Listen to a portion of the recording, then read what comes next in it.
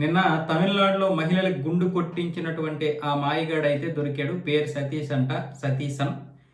పోలీసులకి చెప్పేది ఏంటంటే, సరదాకి అలాగా ఏదో ఆట పట్టించాలని అలా కొట్టించాను సార్, వదిలేయండి సార్ అని చెప్పి ఇప్పుడు ఆ సతీష్ అని చెప్తున్నాడనమాట.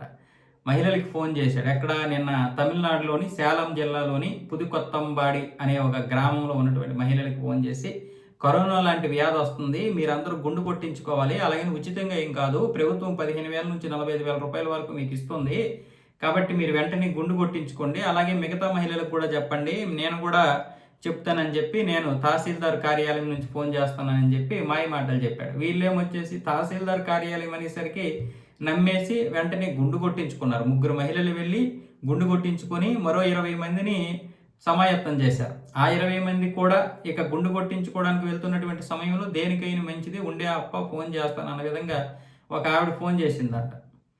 ఫోన్ చేసేసరికి ఫోన్ స్విచ్ ఆఫ్ వస్తుంది. మిగతా వాళ్ళు కూడా ఫోన్ చేశారు, స్విచ్ ఆఫ్ వచ్చింది.